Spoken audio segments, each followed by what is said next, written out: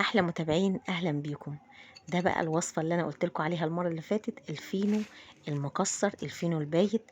بعد كده هتشتري فينو عشان تعملي الوصفه دي. هتعملي وصفه حلوه، حاجه حلوه. وانتي قاعده كده في 5 دقايق هتعملي وصفه حاجه حلوه للعيال يقعدوا يتسلوا بيها. اهو شايفين تحفه، وشايفين مقرمشه ازاي. يلا اعملوا لايك، واللي مش مشترك يشترك ويفعل الجرس عشان يوصلكوا كل جديد، عشان اللي جاي احلى بكتير. تعالوا نشوف هنعمل الوصفه دي ازاي. بجيب طبق بحط فيه معلقه سكر كبيره، معلقه كاكاو خام صغيره، وربع معلقه قرفه ممكن تستغني عنها وتحطي رشه فانيليا وخلاص لو انتوا ما بتحبيش القرفه. بس الفكره ان ده بيعمل طعم حلو زي طعم السينابون كده. وبعدين بجيب الخلاط، بحط فيه معلقه سكر كبيره، ممكن سكر بودره او سكر عادي، معلقه قشطه من وش اللبن كبيره برضو، ومعلقه كريمه لباني او كريمه عاديه يعني اي كريمه، ونص فنجان من بتاع القهوه ده ميه. وبضرب كل دول، بضربهم كويس قوي لحد السكر ما يدوب خالص. وعملت كده كريمه جميله ولذيذه، ممكن تحطيها على الوش بعد ما يتحمص معاكي الفينو. اهو الحاجتين دول هنحطهم على وش الفينو. ممكن تكتفي بانك انت تعملي السكر والكاكاو والقرفه وخلاص وترشيه على وشه وخلاص بعد ما يتحمص، وممكن تعملي الكريم.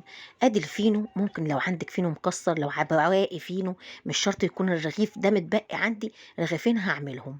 اهو قطعتهم زي ما انتم شايفين، ممكن تقطعيهم بالسكينه او بالمقص. وبعدين بجيب طاسه فيها معلقه سمنه وكم مكعب زبده، واول ما يسيحوا بحط الفينو. والفكره دي بقى ما تعمليهاش خالص، لان بمجرد ما حطيت الفينو شرب كل السمنه والزبده، وكنت محتاجه ان انا احط تاني، لكن انا ما عملتش، اكتفيت بالشويه دول وخلاص. ومش هعملهم كده تاني، ليه؟ لانه شرب كل السمنه والزبده، وكان محتاج ان انا احط تاني، وكمان كان تقيل جدا.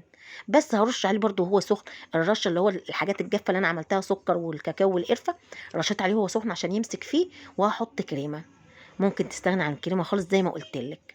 اه هحط من على الوش برضو كريمه كده، بيعمل طعم روعه. المواد اللي انا حطيتها الجافه دي، ممكن اعمل خطوط كده، مش شرط تحط كريمه خالص.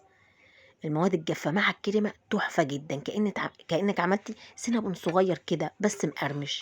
تحفه.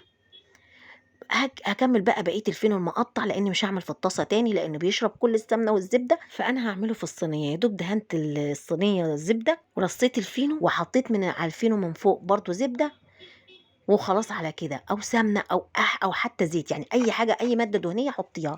حطيته في الفرن نص ساعه كده واتحمص زي ما انتم شايفين.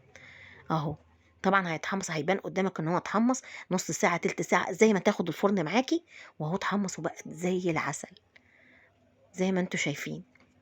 تحفة، وأسهل بكتير من إنك أنت تعملي في الطاسة، أسهل بكتير. وأحط برضو رشة السكر والكاكاو والقرفة كده برضو وهو سخن عشان تمسك فيه. وبعدين هحط كريمة، هعمل خطوط بالكريمة، ممكن تستغني عن الكريمة زي ما تحبي. وكده عملنا كل الكمية. تحفة جدا. شايفين مقرمشة ازاي؟ سامعين القرمشة؟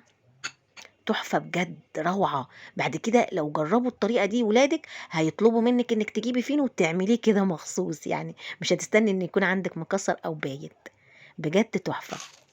شايفين شكله وقرمشته؟